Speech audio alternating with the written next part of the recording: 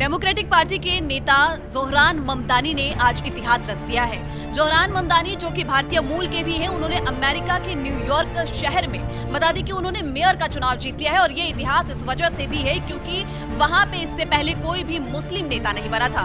वहीं अगर Donald Trump की बात करते हैं तो ट्रंप और ममदानी के जो रिश्ते हैं कुछ खास नजर नहीं आते हैं। अगर हम बीते दिनों की भी बात करें तो लगातार जो ट्रंप के बयान रहे हैं उसका खंडन करते हुए ममदानी नजर आते रहे हैं। उनकी मुस्लिम विरोधी नीतियों और साथ ही उनके मुस्लिम विरोधी बयानों का लगातार और पुरजोर वो विरोध करते हुए नजर आए हैं। लेकिन और डोनाल्ड ट्रंप ने ये भी बता दी कि ये भी कहा था कि अगर ममदानी को कोई वोट देता है या ममदानी को जिता दिया जाता है तो वो न्यूयॉर्क की फंडिंग तक को रोक देंगे। लेकिन अब ये इतिहास कि डोनाल्ड ट्रंप के ऐसे बयानों के बावजूद भी ममदानी ने चुनाव जीत लिया है। वो पहले ऐसे मेयर बने हैं न्यूयॉर्क शहर में जो कि एक मुस्लिम नेता है। तो इसे पे तमाम जानकारी के लिए हमारे साथ सोनम मौजूद है। सोनम से जानेंगे कि इस चुनाव जीतने के बाद ममदानी की ओर से क्या कुछ बयान आया है और सोनम अमेरिका के डोनाल्ड ट्रंप की ओर से भी क्या बयान दिया गया है उनके चुनाव जीतने के बाद।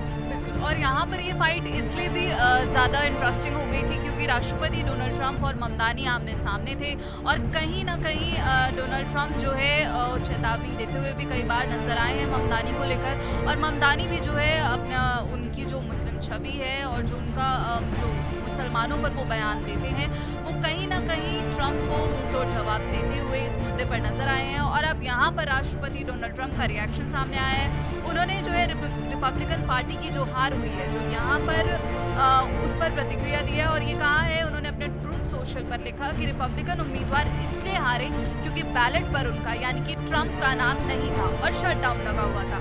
अब यहाँ पर हम बता दें कि ममदानी जो है वो फिल्म डायरेक्टर मीरा नायर के बेटे हैं और पिछले 100 सालों में न्यूयॉर्क के जो सबसे युवा और पहले भारतवंशी और पहले मुस्लिम मेयर होंगे जैसा कि आपने शुरुआत में बताया। और जीत के बाद यहाँ पर ममदानी ने काफ़ी अहम चीज़ें कही हैं। यहाँ पर उन्होंने जवाहरलाल नेहरू का जिक्र किया है और इसी के साथ कई मुद्दों पर भी वो बोलते हुए नजर आए। और ये बता दें कि जब वो जीते थे तो उनकी जो स्पीच जो उनका इवेंट चल रहा था उसमें पीछे गाना चल रहा था धूम मचा देगा। बिल्कुल मैं इसी पे आने वाली थी सोनम क्योंकि जहां उन्होंने एक और नेहरू का जिक्र किया अपने स्पीच में वहीं दूसरी ओर धूम मचाले का जो ये गाना चला शायद इसलिए भी क्योंकि वो भारतीय मूल के हैं। उनकी माता जो है फिल्म डायरेक्टर रही हैं। लेकिन बॉलीवुड सॉन्ग जैसे ही बजता है वहाँ पे एक माहौल बनता है और अपनी स्पीच में उन्होंने नेहरू का जिक्र किया है। क्या जिक्र किया है ये बताइए। बिल्कुल अंजलि। और अब यहाँ पर जो है जब उन्होंने जीत हासिल की तो उसके बाद ट्रंप का भी जिक्र किया और ट्रंप को सीधे सीधे यहाँ पर उन्होंने अपने शब्दों में ये संदेश दिया है कि जिस शहर न्यूयॉर्क ने ट्रंप को पैदा किया वही अब देश को दिखाएगा कि उन्हें कैसे हराया जाता है। डोनाल्ड ट्रंप मुझे पता है कि आप देख रहे हैं मेरे पास आपके लिए सिर्फ 4 शब्द हैं, वॉल्यूम ज़रा तेज़ करो। और इसी पर जो है डोनाल्ड ट्रंप की भी प्रतिक्रिया सामने आई है। उन्होंने ये कहा है कि सो इट बिगिंस यानी कि अब ये शुरू हो गया है। अब यहाँ पर उन्होंने आपने कहा कि जवाहरलाल नेहरू का भी जिक्र किया और जवाहरलाल नेहरू का जिक्र करते हुए उन्होंने कहा कि इतिहास में बहुत कम ऐसे पल होते हैं जब हम पुराने से निकलकर नए की तरफ बढ़ते हैं, जब एक दौर खत्म होता है और राष्ट्र की आत्मा अपनी आवाज़ पाती है। आज रात हम पुराने से नए की ओर कदम बढ़ा रहे हैं।